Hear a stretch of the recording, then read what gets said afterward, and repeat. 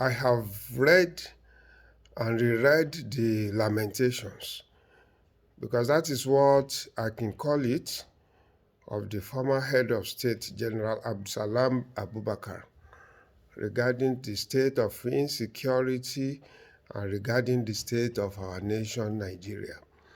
He has rightly stated that this is not the time to trade blame.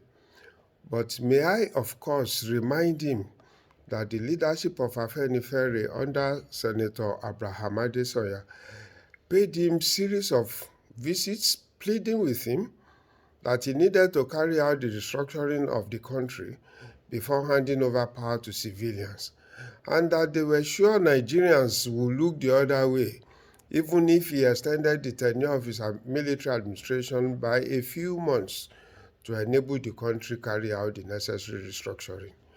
For as he's just getting to realize that without properly restructuring our country, the kind of problems that he has alluded to will continue to besiege us, and that the General Obasanjo that took over from him also had ample time to restructure our country. And now there is a huge amount of lamentation also by him as to the need to restructure Nigeria. Without trading blame, my suggestion is that both of them, Abdulsalami and Obasanjo, are both members of the National Council of State. They can respectfully recruit General Gowon, that eminent former head of state who gave his all to this country, to lead them to have a heart-to-heart discussion with the sitting president on the need to restructure this country.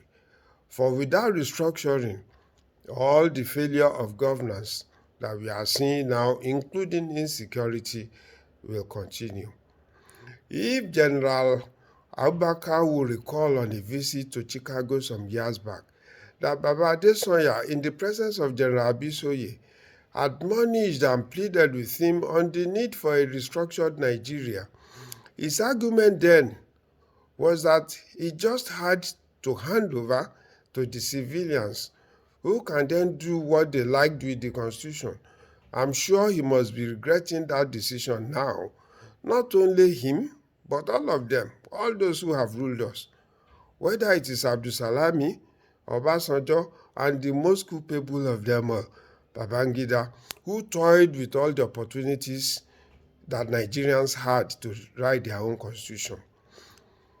The four of them, if Babangida will swallow his own pride, will need to sit down with President Buhari and get him to acknowledge the need to leave a lasting legacy by living a country in which there is justice for all, and this can only be achieved with a new constitution in which every Nigerian is equal to one another, in which those coming behind us rebuild their confidence and have a trust in the capacity of the nation to guide and build them, in which an immigrant remains an immigrant until he is formally naturalized to be a Nigerian. And that will stop all the influx of unlawful and criminal immigrants coming from across our borders. These former heads of states must admit that if Nigerians are asking for restructuring today, their patience is ebbing, and tomorrow may be too late. Tomorrow they might be asking for a dissolution of the country. I hope these former heads of governments and the sitting president can save us this headache. I thank you.